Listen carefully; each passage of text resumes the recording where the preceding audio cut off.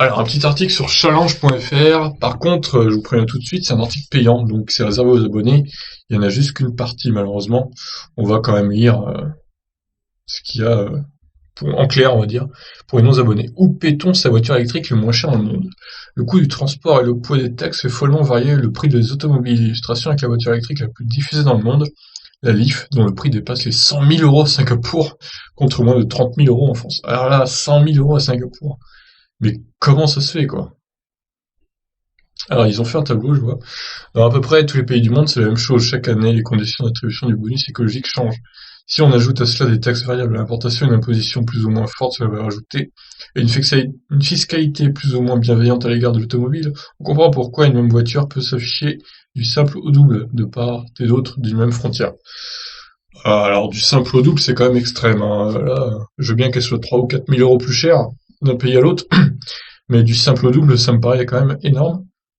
Une étude de la Commission européenne montre que la générosité d'un gouvernement en termes d'incitation fiscale affiche un rapport direct avec la part des électriques dans le pays, enfin dans les voitures neuves. Voilà pourquoi la Norvège et les Pays-Bas sont loin devant le Royaume-Uni et la France, eux-mêmes plus précoces dans leur soutien à la voiture électrique que l'Allemagne et l'Italie. Alors, coût comparé de la Nissan Leaf selon le pays. Alors malheureusement, leur tableau là n'est pas très précis parce que on voit, il n'y a pas les 21, 22, 23 quoi. Donc il va falloir un peu calculer ça à l'arrache. Alors la France, c'est à 29 000, on va dire. L'Espagne, ce serait 27, tout comme la Réunion. La Réunion serait moins cher qu'en France, d'ailleurs. Étonnant. Bon, globalement, la Nissan Leaf, il n'y a pas énormément de différence quand même. Je suis pas sûr que ce soit le meilleur exemple, mais bon. Alors, alors c'est quoi ça? C'est les prix de la... Ah oui, non, c'est les prix de la Nissan Leaf. Voilà, il y a les prix là. Ok, il fallait juste descendre. Ok, ok, donc l'Espagne, 25 900. La Réunion, 26 000. Le Portugal, 26 000. Ouais, quand même, si, il y a pas mal de différences au final. 3 500 euros avec l'Espagne, par exemple. Alors, en Italie, 30 700 euros. Danemark, 32 437. Non, mais au Singapour, 100 142 euros. Mais ah, ça me ferait chier de mettre 100 000 balles dans une Nissan Leaf, hein, personnellement. Les Singapouriens, ils sont un peu bizarres, hein. Putain, en Israël, c'est pareil, 41 733 euros.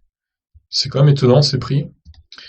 Alors, par contre, leur prix, là, c'est bonus déduit, hein, il me semble, hein. Donc, 29 400. Ah, c'est peut-être non, ça doit être hors bonus, le prix.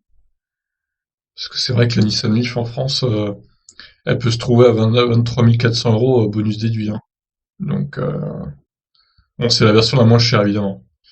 Bon, bah, malheureusement, voilà, vous voyez, l'article s'arrête là.